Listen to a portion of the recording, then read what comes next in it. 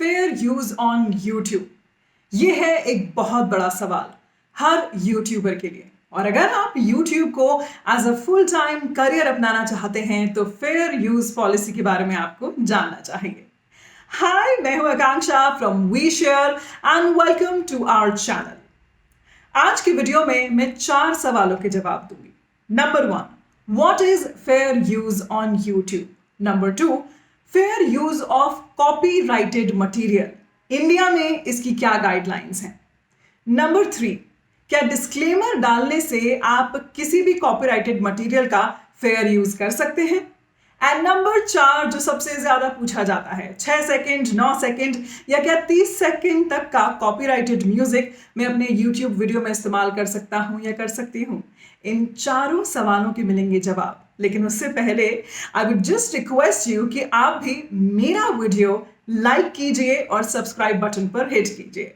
मैं एक radio jockey हूँ, यूट्यूबर हूँ, वीडियो प्रेजेंटर हूँ और अपनी सारी नॉलेज इंसाइट्स आपसे शेयर करती हूँ। बस आपको मेरा वीडियो लाइक करना है और हमारे चैनल को सब्सक्राइब करना है। चलिए आज के यूट्यूब वीडियो की शुरुआत करते हैं। What is fair use on YouTube. Fair use एक लीगल टर्म है जिसका मतलब यह होता है कि आप किसी और के कॉपीराइटेड मटेरियल को यानी कि ओरिजिनल कंटेंट को इस्तेमाल कर सकते हैं बिना ओनर की परमिशन के। इसे कहते हैं फेयर यूज। लेकिन फेयर यूज का मतलब ही यही होता है कि ये कोई लॉ नहीं है, ये सिर्फ कॉपीराइटेड मटेरियल या कॉपीराइट एक्ट जो लॉ है, जो एक्ट है, उसमें एक एक्सेप्शन है, एक अपवाद है जिसमें बहुत सारी गाइडलाइंस हैं और इन गाइडलाइंस का इस्तेमाल करते हुए आप किसी कॉपीराइटेड मटेरियल का इस्तेमाल कर सकते हैं। वैसे ये जो गाइडलाइंस हैं ये हर कंट्री की अपनी अलग होती हैं। जैसे यूएस की अलग होती हैं और इंडिया की गाइडलाइंस काफी हद तक यूएस से मिलती जुलती होती हैं। ये जो गाइडलाइंस हैं ये अलग से यूट्यूब ने नहीं बनाई हैं। कॉपीराइट एक्ट में जो गाइडलाइंस आती हैं वही यूट्यूब पर फॉलो की जाती हैं। अब मैं आपको बताती हूं कि फेयर यूज ऑन यूट्यूब में आप किन 4 फैक्टर्स को इस्तेमाल करके कॉपीराइटेड मटेरियल को यूज कर सकते हैं, लेकिन ये सिर्फ गाइडलाइन है। कोशिश कीजिए ऐसा आप ना करें, लेकिन अगर फिर भी करना पड़ता है तो किन किन सर्कमस्टांसेस में आप कॉपीराइटेड मटेरियल का इस्तेमाल कर सकते हैं under fair use on YouTube. Number 1, copyright material का इस्तेमाल क्या कमर्शियल यूज के लिए किया गया है या नॉन प्रॉफिट यूज के लिए किया गया है। नॉन प्रॉफिट जैसे किसी को पढ़ाने के लिए, किसी रिसर्च के काम के लिए। अगर कमर्शियल यूज के लिए किया गया है तो भी आप अपने वीडियो को मोनेटाइज कर सकते हैं, लेकिन ये फेयर यूज में नहीं आएगा। नंबर 2, अगर नॉन प्रॉफिट के लिए किया गया है तो ये फेयर यूज में आएगा। दूसरा, nature of the copyrighted work. अगर जिस भी कॉपीराइट कंटेंट का आपने इस्तेमाल किया है वो फैक्ट्स और फिगर्स हैं तो वो फेयर यूज में आ सकता है। लेकिन अगर वो फिक्शन वर्क है, यानी कि जैसे किसी ने अपने इमेजिनेशन से कोई फिक्शन तैयार किया है और आपने ऐसे के ऐसे वो कॉपीराइटेड कंटेंट अपने वीडियो में इस्तेमाल किया है तो वो फेयर यूज में नहीं आएगा। Number 3, how much portion of the copyrighted material is being used, यानी कि आपने कितनी मात्रा में, कितने अमाउंट में कॉपीराइटेड मटेरियल का इस्तेमाल किया है। अब यहां पर सबसे बड़ा सवाल यह है कि ये डिसाइडेड नहीं है कि अमाउंट क्या है, मतलब 1 मिनट, 2 मिनट, 3 मिनट, ये डिसाइडेड नहीं है। ये तब डिसाइड होता है जब वो अमाउंट ऑफ वर्क देखा जाता है।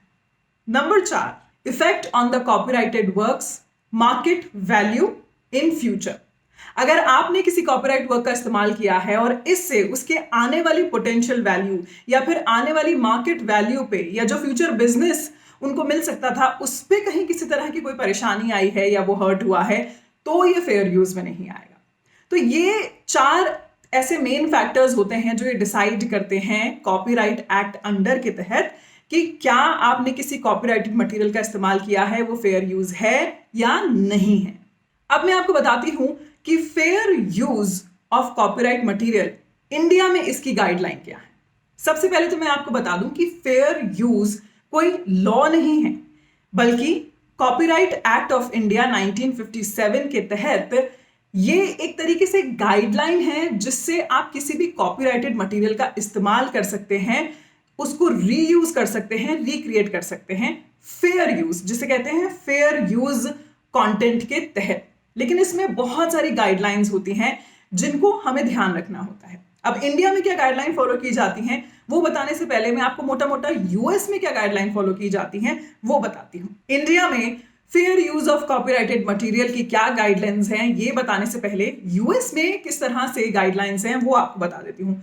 मोटा मोटा अगर आप किसी के कॉपीराइटेड मटेरियल का इस्तेमाल करते हैं क्रिटिसिज्म करने के लिए, किसी तरह की कमेंट्री करने के लिए, यानी कि आप उस पर अपने कुछ स्पेशल रिव्यूज देते हैं, कमेंट देते हैं, या फिर आप रिसर्च कर रहे हैं या टीचिंग के लिए उसका इस्तेमाल कर रहे हैं, नॉन प्रॉफिट काम के लिए इस्तेमाल कर रहे हैं, उससे पैसे अर्न नहीं कर रहे हैं, या फिर अगर आप न्यूज रिपोर्टिंग के लिए इस्तेमाल कर रहे हैं, तो ये सारी चीजें कॉपीराइटेड मटेरियल की फेयर यूज में आती हैं। इंडिया में भी मोटा मोटा यही गाइडलाइंस होती हैं, फिर भी मैं आपको बारीकी से गाइडलाइंस बता देती हूं जो इंडिया में फेयर यूज की होती हैं। नंबर 1, इंडिया में भी अगर आप किसी के ओरिजिनल काम पर कमेंट्री कर रहे हैं, यानी कि कमेंट कर रहे हैं, रिव्यू कर रहे हैं, उसको क्रिटिसाइज कर रहे हैं, जैसे अक्सर लोग मूवी रिव्यू करते हैं, तो वो फेयर यूज में आएगा। लेकिन अगर उसमें आप मूवी के विजुअल्स का इस्तेमाल कर रहे हैं और इतने ज्यादा विजुअल्स का इस्तेमाल कर रहे हैं कि एक तरीके से आपने मूवी की जो कहानी है वही आउट कर दी है, तो फिर ये फेयर यूज में नहीं आएगा। इस पे कॉपीराइट क्लेम या कंटेंट आईडी स्ट्राइक जरूर आएगा। नंबर 2, अगर आप किसी कॉपीराइटेड मटेरियल या प्रोटेक्टेड मटेरियल का इस्तेमाल किसी इलस्ट्रेशन या एग्जाम्पल के तौर पे कर रहे हैं तो ये फेयर यूज में आएगा। लेकिन अपने आप में ये एक बहुत ब्रॉड पॉलिसी है, इसमें भी बहुत सारे एग्जाम्पल्स हैं जिन पे कॉपीराइट स्ट्राइक, कॉपीराइट क्लेम या कंटेंट आईडी स्ट्राइक आया है। नंबर 3, रिकॉर्डिंग एनी कॉपीराइटेड और प्रोटेक्टेड मटेरियल एक्सीडेंटली या फिर बिना जानकारी के। मान लीजिए आप आउटडोर में कहीं कोई वीडियो शूट कर रहे हैं या फिर आप किसी शादी में कोई वीडियो शूट कर रहे हैं और बैकग्राउंड में कोई बॉलीवुड का गाना प्ले हो रहा है या कोई ऐसा म्यूजिक प्ले हो रहा है जिसके राइट्स आपके पास नहीं है, जो किसी और का कॉपीराइटेड मटेरियल है, तो इसको फेयर यूज में माना जाएगा। लेकिन फिर भी अगर आप इसे YouTube पे अपलोड करते हैं तो इस पर कंटेंट आईडी स्ट्राइक आएगा, कॉपीराइट क्लेम आएगा। इसको कैसे हटाया जा सकता है ये मैं आपको एक सेपरेट वीडियो में बताऊंगी। नंबर 4, रीपोस्टिंग, रीप्रोड्यूसिंग, और अगर आप किसी इवेंट को एक तरह से सेव करना चाहते हैं इलेक्ट्रॉनिक फॉर्म में और उसे आप YouTube पर अपलोड कर रहे हैं तो वो फेयर यूज में आएगा। लेकिन इसमें भी जो ओरिजिनल ओनर है उस इवेंट का या फिर उस मटेरियल का, उनकी परमिशन होना जरूरी है, नहीं तो वो भी इस पे कॉपीराइट क्लेम कर सकते हैं। नंबर 5 इज रीस्टोरिंग, रिकंस्ट्रक्टिंग और preserving any kind of work for future purposes. जैसे ऐसे बहुत सारे बॉलीवुड के गाने हैं जिन्हें आप सेव करके YouTube पर रख सकते हैं, लेकिन इसमें सबसे बड़ा क्लॉज ये है कि आप उन्हें सिर्फ एक इलेक्ट्रॉनिक फॉर्म में सेव करके रख रहे हैं फ्यूचर पर्पसेस के लिए, आप इससे पैसे नहीं कमा रहे हैं। और उसमें भी जो ओरिजिनल ओनर है, फॉर एग्जाम्पल अगर बॉलीवुड के गानों की बात करूं तो जो ओरिजिनल लेबल ओनर हैं उनकी परमिशन होना इसमें बहुत ज्यादा जरूरी है। और इस तरह के वीडियोस को आप मोनेटाइज नहीं कर पाएंगे, यानी कि कमर्शियल यूज नहीं कर पाएंगे। एक बार फिर से आपको बता देती हूँ, ये जितनी भी मैंने गाइडलाइन आपको बताई हैं ये कोई लॉ नहीं है।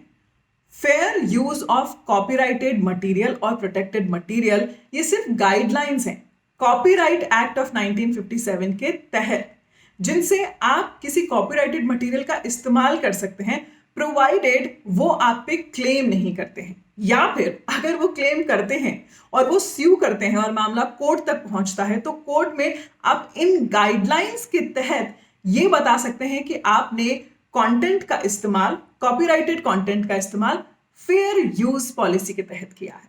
अब आते हैं आज के वीडियो के सवाल नंबर 3 पर। क्या एक डिस्क्लेमर ऐड करने से और fair use of copyrighted material आपको आपके YouTube वीडियो पर कॉपीराइट क्लेम, कंटेंट स्ट्राइक या कंटेंट आईडी स्ट्राइक नहीं आएगा? इसका जवाब है बिल्कुल आएगा। अगर आपने ऐसे किसी मटेरियल का इस्तेमाल किया है जो कि कॉपीराइटेड है, जिसका कोई और ओनर है और उसे आपने अपने YouTube वीडियो में इस्तेमाल किया है, तो उस पर जरूर से कॉपीराइट क्लेम या फिर कंटेंट आईडी स्ट्राइक आएगा। इसीलिए इसमें बहुत जरूरी है कि आप YouTube स्टूडियो के जो कंटेंट आईडी डिस्प्यूट है उसका इस्तेमाल करें और वहां पर आप डिस्प्यूट कर सकते हैं कि आप इस पोर्शन का इस्तेमाल कर सकते हैं। अब अगर जो ओनर हैं वो तो अगर आपका स्ट्राइक वापस ले लेते हैं तो आप आपके वीडियो को मोनेटाइज कर सकते हैं। अगर नहीं तो फिर आपने जिस भी पोर्शन का इस्तेमाल किया है आप उसे YouTube के ऑनलाइन एडिटर से रिमूव कर दीजिए। जब आप ऑनलाइन एडिटर का इस्तेमाल करेंगे, YouTube के ऑनलाइन एडिटर का इस्तेमाल करेंगे, तो वो पोर्शन हटाने के बाद या म्यूट करने के बाद आपका वीडियो वापस से मोनेटाइजेशन के लिए रेडी हो जाएगा। इसमें एक बात और बता देती हूँ आपको, अगर आपने कंटेंट आईडी डिस्प्यूट का इस्तेमाल किया है और कंटेंट ओनर का वहां से कोई जवाब नहीं आया है या डिस्प्यूट चल रहा है, उस टाइम पीरियड में भी आप अपना YouTube वीडियो मोनेटाइज कर सकते हैं। लेकिन मैं यहां पे आपको यही सजेस्ट करूंगी कि ऐसा ना करने की बजाय आप हमेशा YouTube ऑडियो लाइब्रेरी जो है वहां पर हमेशा अपना म्यूजिक, साउंड इफेक्ट वो चेक कीजिए और जो लाइसेंस फ्री आते हैं, यानी कि जिनके आगे लाइसेंस फ्री लिखा होता है, उनका ही अपने YouTube वीडियो में इस्तेमाल करें। इससे आप कभी भी content ID claim, copyright claim, copyright strike इस तरह की परेशानी में नहीं पड़ेंगे। आज की वीडियो का आखिरी सवाल, अक्सर लोग कहते हैं 3 सेकंड, 6 सेकंड, 9 सेकंड या फिर 30 सेकंड तक के हम किसी भी कॉपीराइटेड म्यूजिक का इस्तेमाल कर सकते हैं YouTube वीडियो में, और इसका जवाब है बिल्कुल नहीं कर सकते हैं। आप 1 सेकंड के भी किसी भी कॉपीराइटेड म्यूजिक का इस्तेमाल अपने YouTube वीडियो में नहीं कर सकते हैं। इससे सबसे पहले तो YouTube से कंटेंट आईडी स्ट्राइक आएगा ही। दूसरी बात यह है कि अगर कॉपीराइट क्लेम आता है और वो ओनर आपको स्यू करते हैं तो फिर आप बहुत बड़ी परेशानी में पड़ सकते हैं। इसके लिए जब भी आप किसी भी तरह का म्यूजिक का इस्तेमाल कर रहे हैं तो हमेशा YouTube की ऑडियो लाइब्रेरी से इस्तेमाल करें। तो कुल मिला के बात यह है, फेयर यूज ऑन YouTube ये कोई लॉ नहीं है, ये कोई पॉलिसी नहीं है, ये सिर्फ गाइडलाइंस हैं। इन गाइडलाइंस से अगर आप किसी के कॉपीराइटेड मटेरियल का इस्तेमाल करते हैं अपने YouTube वीडियो में और खुदा ना खास्ता टच वुड वो उस पे कॉपीराइट क्लेम करते हैं, कंटेंट आईडी स्ट्राइक करते हैं या फिर वो कोर्ट में इस पे क्लेम करते हैं, तो आप स्यू होने से बच सकते हैं ये सारी गाइडलाइंस का इस्तेमाल करते हुए कि आपने कंटेंट का फेयर यूज किया है। लेकिन फिर भी अगर आप YouTube पर किसी भी तरह के ऐसे मटेरियल का इस्तेमाल कर रहे हैं जो कि कॉपीराइटेड है, तो फिर हमेशा उसमें ध्यान रखिए कि आप उसे रिक्रिएट करें, यानी कि उसमें अपना एंगल दें। और दूसरा, इस चीज का ख्याल रखें कि उनके कंटेंट को कोई हानि नहीं हो, यानी कि आप कंटेंट ओनर को नेगेटिव लाइट में नहीं पब्लिसाइज कर रहे हैं। ये 2-3 चीजों का ध्यान रखिए और अच्छा कंटेंट बनाइए और अच्छा कंटेंट लोगों को पेश कीजिए, क्योंकि लोगों को YouTube पर हमेशा अच्छा और नया कंटेंट देखना अच्छा लगता है।